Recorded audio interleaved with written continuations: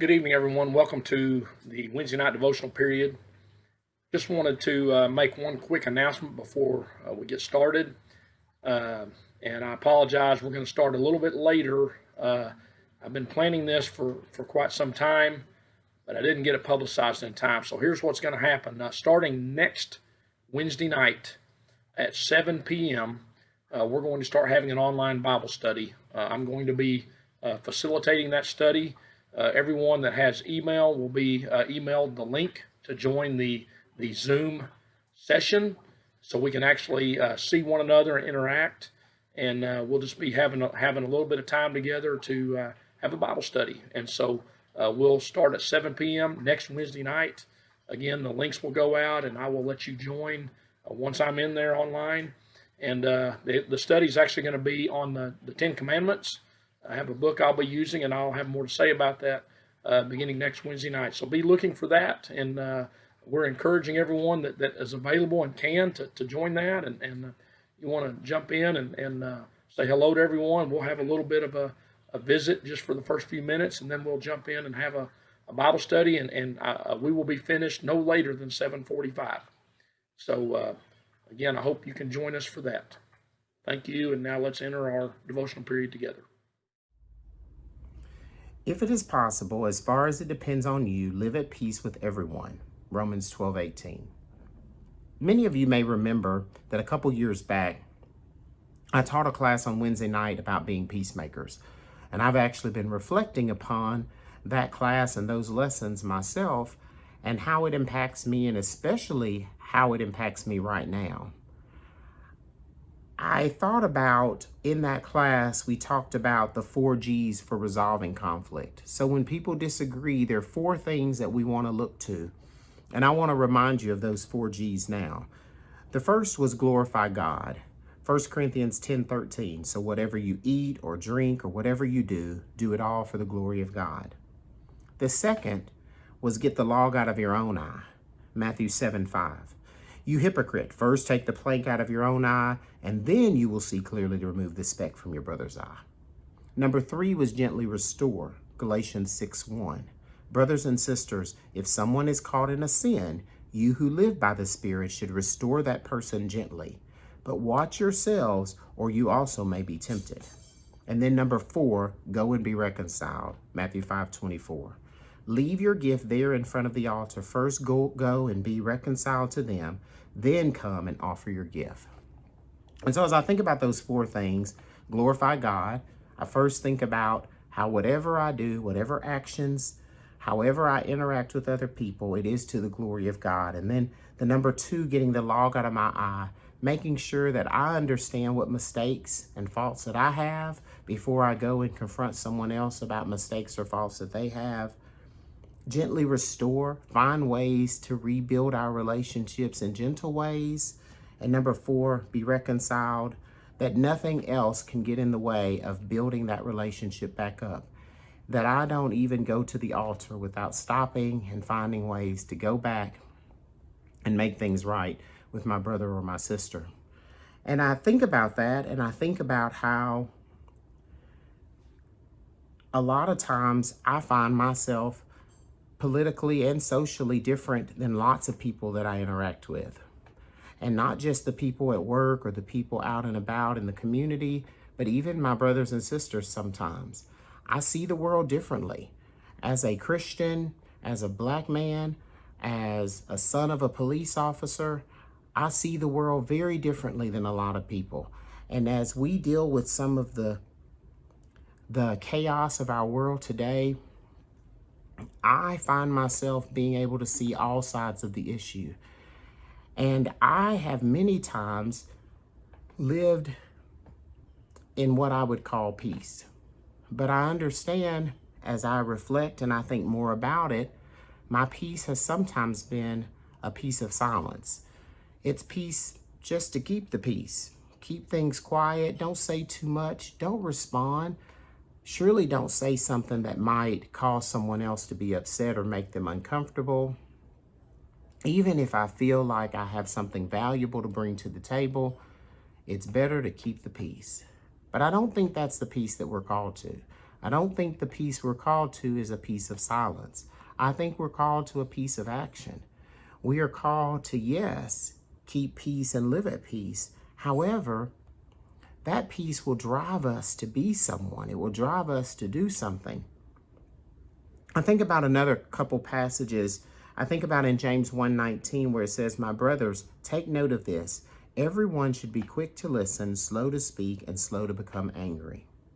You know, when people disagree or say things that you don't like, how quickly are you to respond? I want to be a person who listens.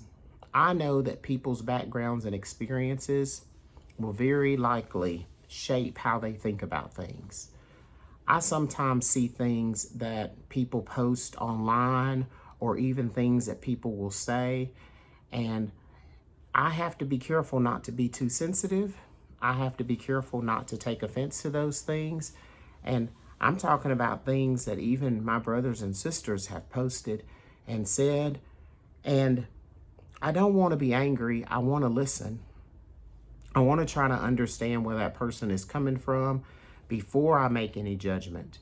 And I think that's really important in keeping peace, is listening and hearing where people are coming from. Understanding that we all have experiences that have shaped who we are and how we see the world, and that doesn't necessarily make it wrong that someone sees it differently than we do, because there's so much more that brings us together, which is the next thing I wanted to mention, is that making sure that we find a moment to agree. There's so much that we agree upon. There's so many things that are the same. And as we are dealing with people who disagree with us in almost every way, there are some things that we are very much aligned on. And can we find those likenesses as we're listening to them? And can we really embrace those things where we come to it at the same? Speaking the truth in love, we will in all things grow up into him who is the head, that is Christ, Ephesians 4:15. And so when we have to say something different, or when we have to oppose, is it completely out of a place of love?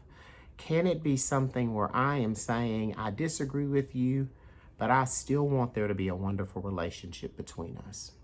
You know, sometimes in our culture, it's organizations and denominations that we may disagree with the most that say things like love wins, or we love everyone, or we accept everyone. They have stolen that from us. That's who we should be. We should be saying to our community that love wins. We love everyone. We accept everyone, because we should accept everyone, and we should love everyone. And love does win every time. And that doesn't mean that some tainted love or some corrupt love or someone who chooses not to practice wholesome and right things needs to be embraced in every way, but they do need to be included and know that they have a seat at Christ's table. And we should accept those people and want to teach them and bring them into the fold. And so as we're doing that, and as we're teaching, we say it in a way that's loving. We say it in a way that I care about you first and how to help you more than how I feel or I am impacted by the way you're behaving. And that's really hard for me. It's hard for me, and it's been hard as I've been thinking a lot over the last few weeks about how I respond to so many people, and how I interact with people. That how do I address issues in a way that's loving and not easily upset, or not angry, and surely not offended. I think that we're called to action.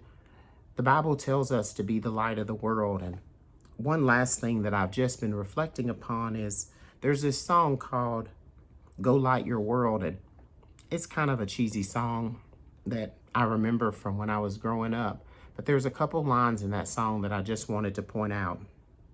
It says in the song, after I think the second or third verse, make us a beacon in darkest times. So carry your candle, run to the darkness.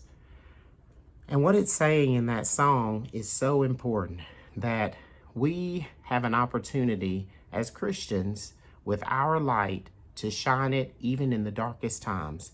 That when things are happening in this world, we are the people that should be the ones shining the light, not secular organizations, not other denominations, but we Christians ought to be the ones that are shining the brightest, and people know that we are going to be there to help and to support.